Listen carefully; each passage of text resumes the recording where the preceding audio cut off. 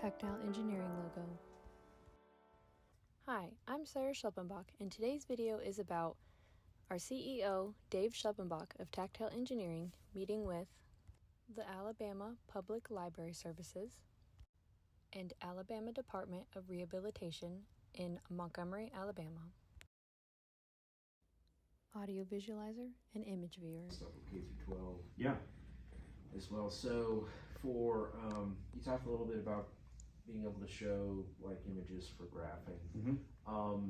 Like if someone has to use AutoCAD or SolidWorks or something like that, do they have to get the image from the program into this program that you had on the screen, or can this mirror what they're looking at on the screen? Yeah, and this is called Cadence OS, by the way. So there are two ways to do it. One is you use the screen mirror that I showed you earlier, and it'll simply show you whatever the app is that's up on your screen in real time. The second would be that you export that image as like an SVG or whatever file type, and then import it into the image viewer. That image viewer gives you a little bit more control.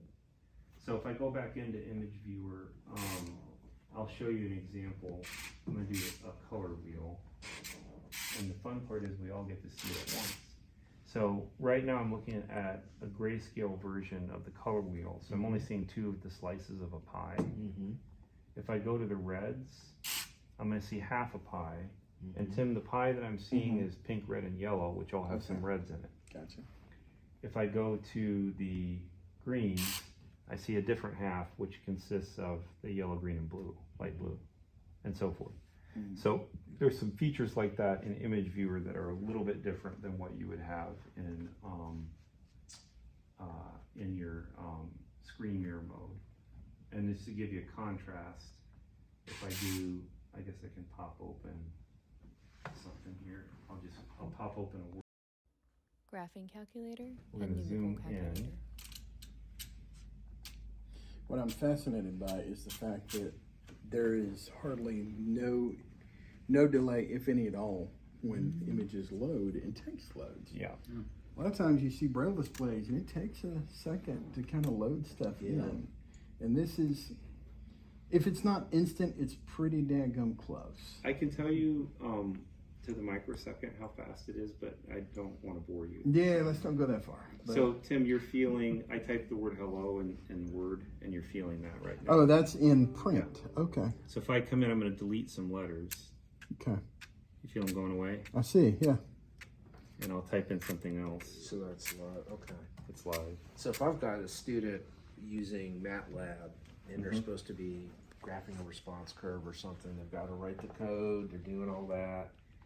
They can now utilize this to view the graph and say, okay, this is correct, that's not correct. Okay. I'll show you. And it'll just run live. That's correct. Yeah. Okay.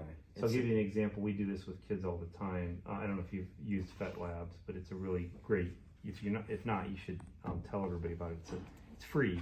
It's just a physics teaching tool. So here we have our skate park. So we're going to go back into screen mirror.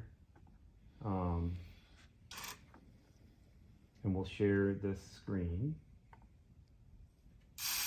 Okay, and I will go in and make a quick change. And Tim could do this also himself with the buttons, but we just reversed it and we'll zoom in just a little bit.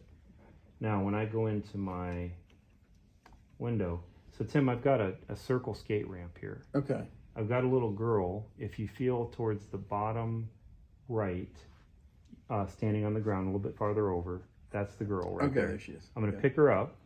I'm going to drop her on the ramp, and she's going to skate on the ramp. Find her again. She's going back and forth, back and forth.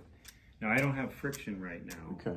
I'm going to turn friction on, and you're going to see her slow down and eventually settle in the middle. So this lets us basically just do these concepts in real time with the Conway's Game of Life. Conway's Game of Life, and it was invented by a mathematician, and he has three simple rules. If a dot is next to 0 or 1 dots, it dies. If it's next to 2 or 3 dots, it lives, and if it's 4 or more dots, it dies.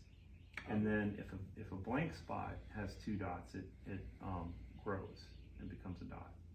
So what's interesting about this is it sort of emulates life. And right now you've got a little guy in the middle, and when we turn him on, he's going to start moving around.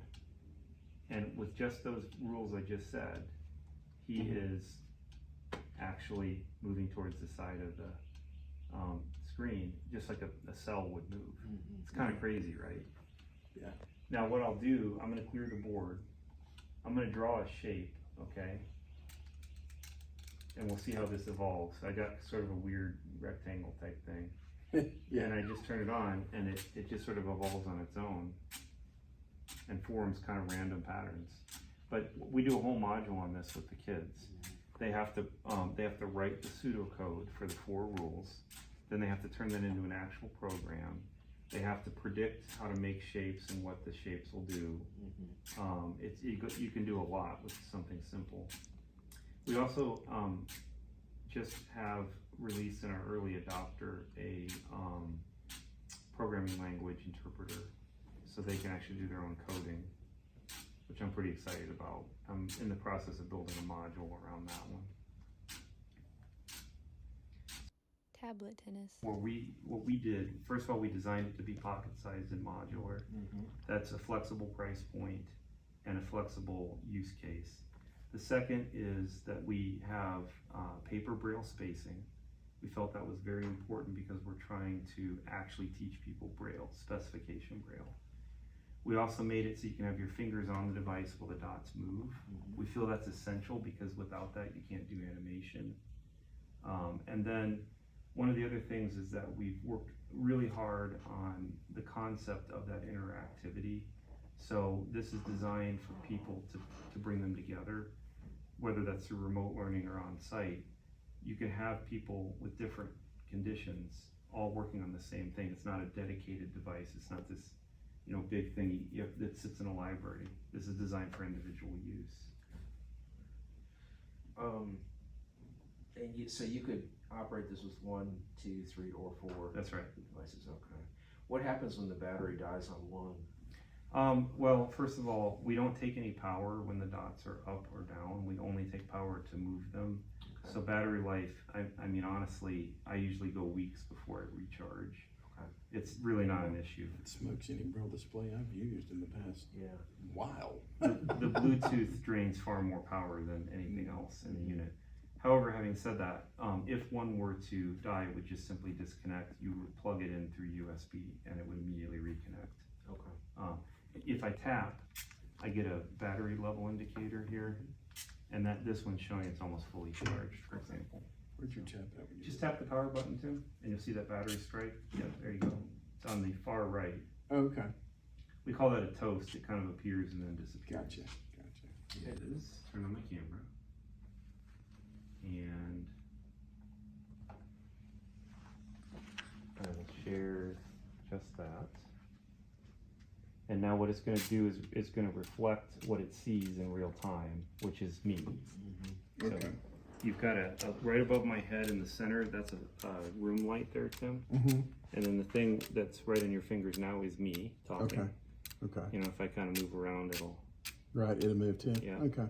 And that sort of thing. Gotcha. Okay. So it gives you an idea. And if I do something like put a hand up, you'll see my hand kind of waving. Everybody gets one, so hand them out. Pass you one. I'll pass this one over. Yeah, there you go. One. And I'll take one. There you go. Now I'm going to put on 4-player palm.